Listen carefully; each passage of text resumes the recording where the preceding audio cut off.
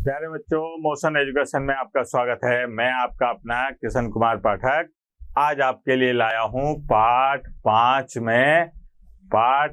में अवकलज। क्या होता है बेटा अवकलज?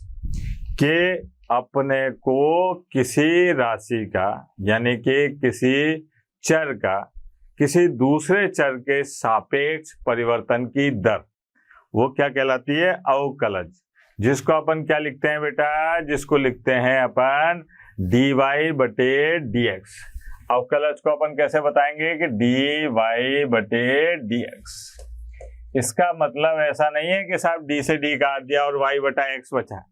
यहाँ पर है इसका मतलब कि साहब y का x के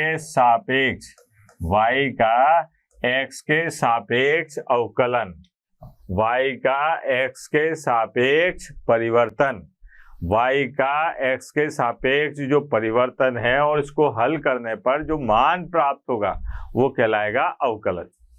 अब अवकलज में कुछ प्रमुख सूत्र होते हैं जो आपको याद ही करने पड़ेंगे, ठीक है? उसका कोई शॉर्टकट नहीं है।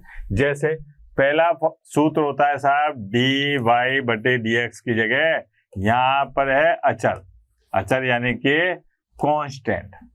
के कांस्टेंट का x के सापेक्ष अवकलन क्या होता है बेटा? 0। अब बालक कहे कि साहब ये कांस्टेंट क्या हुआ? जैसे आप x के सापेक्ष अवकलन कीजिए 5 का, तो 5 क्या है? कांस्टेंट। 5 में कोई परिवर्तन ही नहीं होगा, 5 तो 5 ही रहेगा, तो इसका मान क्या आएगा? 0। अगर कहीं पर लिखा मैंने कि साहब -3 का अवकलन कीजिए x के सापेक्ष, तब भी क्या आएगा? 0।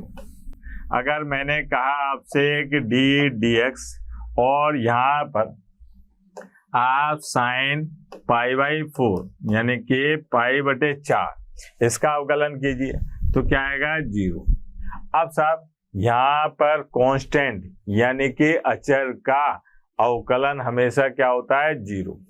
अब बालक कई बार पहचान नहीं पाता कि अचर क्या है, तो आप देखो कि x के सापेक्ष अवकलन कर रहे हो, x के सापेक्ष अवकलन कर रहे हैं, तो अगर फलन में x नहीं है तो वो क्या होगा? कांस्टेंट। अगर यहाँ पर a आ जाए, ठीक है, b आ जाए, तो ये क्या हो जाएगा? अवकलन। अगर यहाँ पर आप जानते हैं कि गणित में a, k, b इनको क्या कहा गया? अचर। अब चर किसको कहा गया? x, y और z को। अगर x, y, z आ जाते हैं तो अपन इसको क्या कह देते हैं? चर कह लेते हैं। लेकिन बाकी ज्यादातर को क्या कहते हैं अपन? अचर। तो अगर अचर का अवकलन करना है तो वो हमेशा क्या आएगा बेटा? 0। तो ये बात अपने को याद रखनी है साहब, ठीक है? दूसरे नंबर का फॉर्मूला देखते हैं। दूसरे नंबर के फॉर्मूले में क्या है साहब? दूसरे नंबर के फॉर्मूले में क्या है कि साहब x का, हाँ भाई, दूसरे नंबर का जब फॉर्मूला देखते हैं तो dx अपने को अवकलन करना है x की घात n का, x की घात n का। अब x की घात n का अवकलन करेंगे तो भैया देखो आप टोपिए, इसको जरा सा हिलाओ तो ये क्या आ जाएगा? नीचे गिर गई और क्या बचा? x की घात n-1। क्या आ गया साहब? x की घात n-1।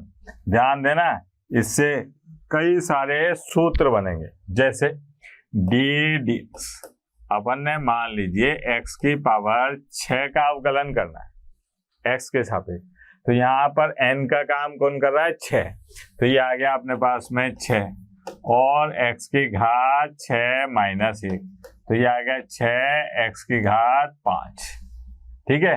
अगर यहाँ पर लिखा मैंने dx और x की घात -3, तो बेटा ये n का काम कौन कर रहा है? -3, तो ये -3 तो आ गया आगे, x की घात -3-1, तो ये आ गया -3 x की घात -4। फिर साहब dx, अगर मैंने बात करी साहब x की, किसकी बात करी? x की, तो यहाँ पर x की घात क्या है बेटा? 1। अब यहाँ पर देखिए आप 1 x की घात 1 -1, अब 1 माइनस 1 हो गया 0। अगर किसी की घात 0 है तो उसका मान क्या हो जाएगा 1, तो ये आ गया 1। तो ये एक फॉर्मूला हो गया क्या कि अगर x का अवकलन निकालना है तो x का अवकलन x के सापेक्ष क्या आ जाएगा 1। अब बात करें कि साहब d dx और 1/x। अच्छा बेटा 1/x को अपन ऐसे कह सकते हैं ना d dx और x की घात -1। अब इसको क्या लिख सकते हैं -1 तो आगे x की घात -1। अच्छा -1 क्या हो गया -2।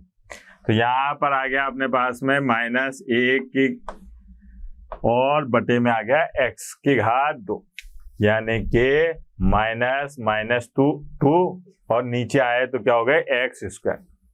ठीक है, तो अपन क्या है यहाँ पर डायरेक्ट फॉर्मूला बोल सकते हैं इसको कि 1/x का x के सापेक्ष अवकलन क्या हो जाएगा -1/x²। ये भी एक सूत्र हो गया साहब, d dx और साहब 1/x, इसका सूत्र क्या हो गया -1/x²। अच्छा एक और है बड़ा मजेदार फॉर्मूला, d dx और साहब √x यानी कि वर्गमूल में x। तो यहाँ पर देखें अपन कि d dx ये है बेटा x की पावर यानी कि x की घात 1/2।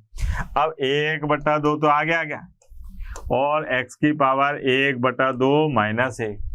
1/2 में से -1 जाएगा तो क्या बचेगा -1/2। तो ये आ गया 1/2 और x की घात -1/2। अगर इसको लक्षण से लिखें तो ये आ जाएगा 1/2 और वर्गमूल में x। तो इसका डायरेक्ट फॉर्मूला हो सकता है क्या कि d dx और √x बराबर होता है 1/2 √x। ये है सर, ये अपने पास में कुछ सूत्र हुए। पहला कि अचर का अवकलन हमेशा क्या होता है 0। अचर का अवकलन क्या होता है बेटा 0। x की घात n का अवकलन क्या होता है n आगे आ जाता है और घात में से 1 कम कर देते हैं। ठीक है, अब इससे मैंने ये 3 फॉर्मूले और बनाए कि साहब x का अवकलन क्या होगा 1। ठीक है, 1/x का अवकलन क्या होगा -1/x² और √x का अवकलन क्या होगा 1/2 √x। ये तो क्या बात हुई साहब x के बारे में। आगे बढ़ते हैं, आगे अपने को दिखाया साहब सबसे आसान d dx भैया e की घात x, इसका अवकलन e की घात x का अवकलन ये होता है चरघातांकी। ठीक है, तो यहाँ पर e की घात x का अवकलन क्या आता है e की पावर x। यही एक ऐसा अवकलन है जिसमें कोई परिवर्तन नहीं होता, ऐसा कैसा ही आ जाता है साहब। ठीक, फिर बात करिए अपन ने, ये देखो आप d dx a की घात x। अब a की घात x का अवकलन होता है a की घात x log a और साहब base e, log a base e। यहाँ पर याद रखें कि साहब कई बालकों को ये पढ़ना भी नहीं आता कि इसको पढ़ते कैसे हैं। तो आप याद रखो कि ये अपने पास में पहले ऐसे 4 लाइनों की किताब कॉपी होती थी।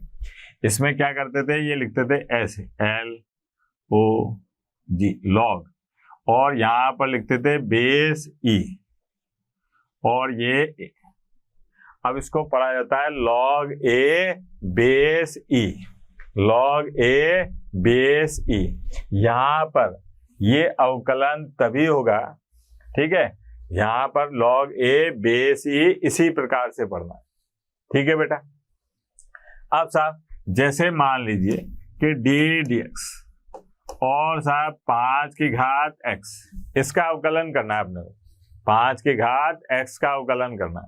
तो कैसे करेंगे देखो आप, ये आएगा 5 की घात x और log 5 बेस E। अगर मान लीजिए अपने को d dx 10 की घात x का अवकलन करना है तो ये आएगा 10 की घात x log 10 और बेस e। योग कितना आसान काम है। आगे बढ़ते हैं साहब, t dx और log x base e, log x base e, इसका अवकलन होता है 1/x।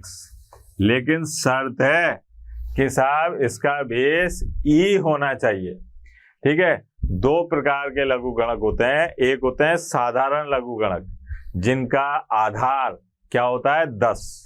ठीक है, और एक लघुगणक होते हैं नेपेरियन लघुगणक। नेपेरियन लघुगणक का आधार क्या होता है e।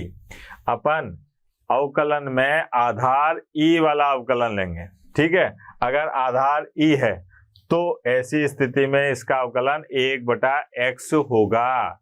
लेकिन अगर आधार e नहीं है तो पहले आधार को e में बदलो और बदलने के बाद में फिर अवकलन करो। जैसे अगर मान लीजिए आधार बदलना आना चाहिए अपने को, ये है अपने पास में log और a बेस b, ये log a बेस b। अब मुझे यहां पर बेस में e चाहिए, तो कैसे मिलेगा साहब? ये मिलेगा log a बेस e, जो चाहिए वो कर दो। उसके बाद इसकी सजा भुगतो भैया। तो सजा क्या मिलेगी कि साहब log b और बेस e। यार ठीक है, मतलब मैं ये कहना चाह रहा हूं कि अगर कहीं पर लिखा है log x और बेस 5 है साहब, और अपने को कहा जाए कि इसका अवकलन करो, तो पहले आपको इस आधार को बदलना होगा किसमें? बेस e, यानी कि आधार e में। तो उसके लिए क्या काम करेंगे? सबसे पहले जो करना है कर दो। ये कर दिया साहब। अब करने के बाद सजा भी तो मिलेगी भाई। तो सजा मिलेगी तो ये आ गया log 5 और बेस e। आई बात समझ?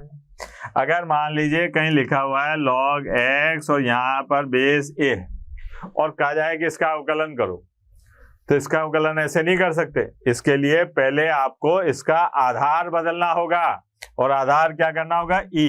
तो यहाँ पर log x बेस e, और जो बदला है उसकी सजा भुगतो। ये आ गया।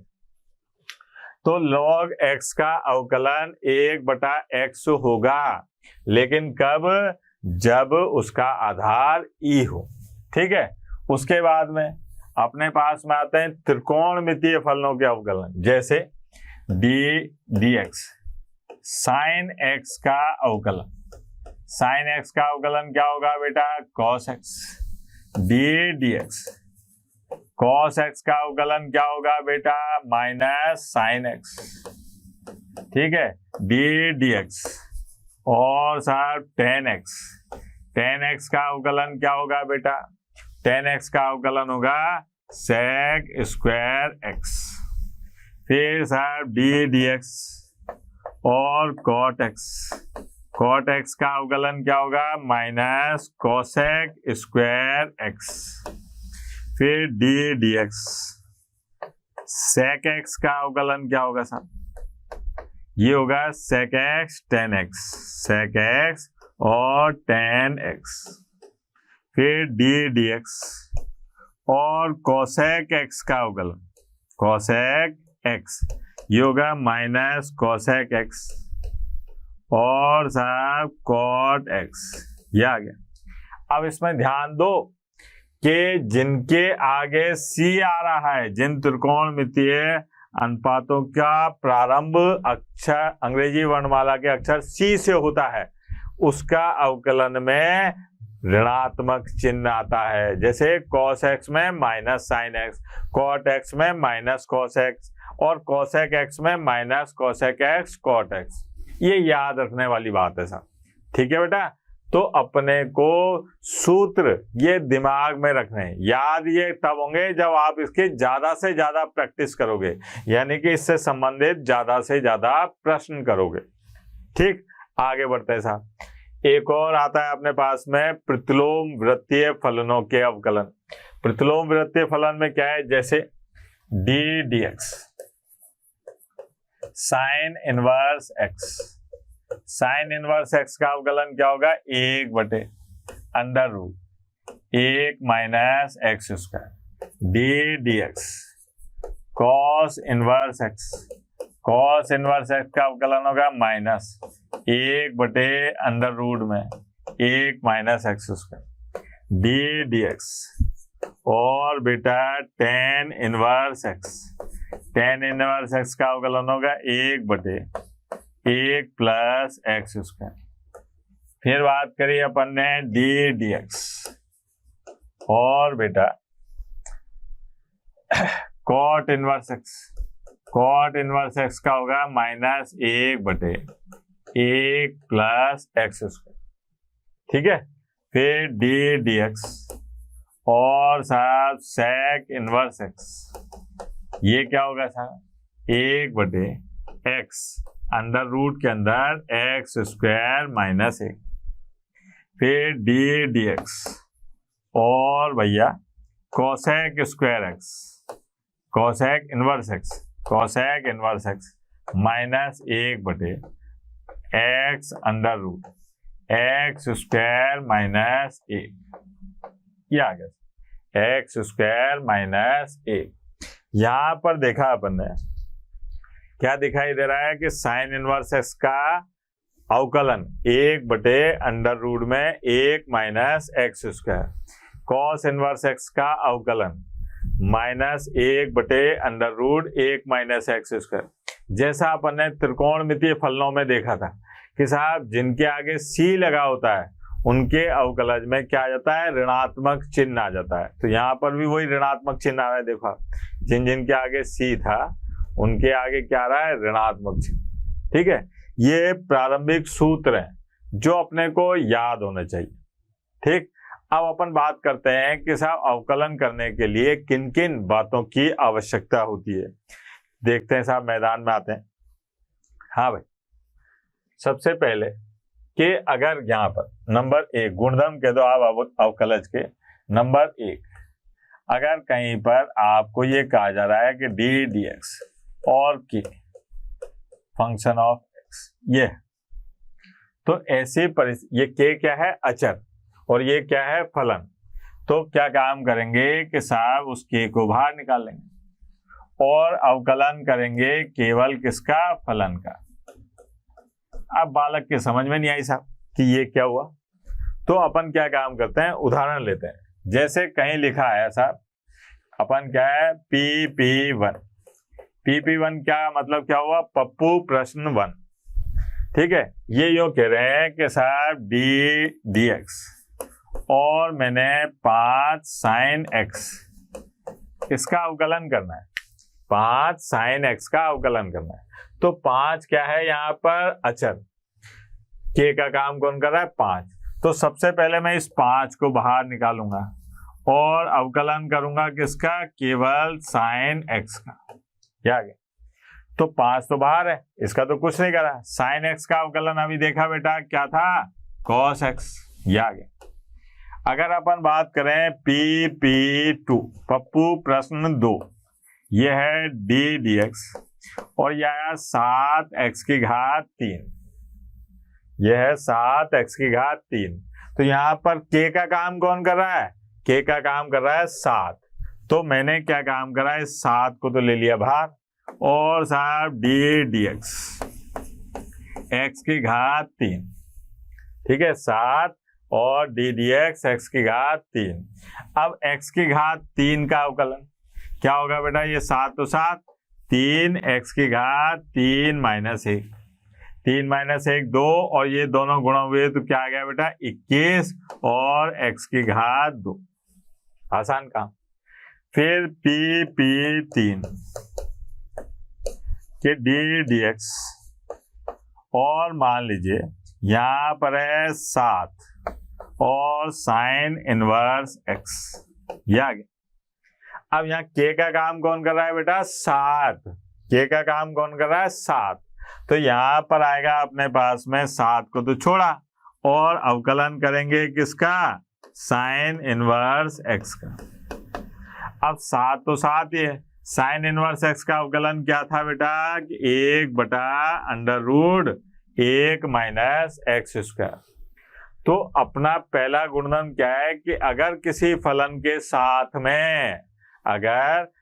फलन के साथ में किसी अचर राशि का गुणा हो रहा है तो पहले उस अचर राशि को बाहर निकाल दो और केवल अवकलन करो किसका? फलन का। किसका अवकलन करना है? फलन का। ये कर दिया। ठीक है बेटा, आई बात समझ में?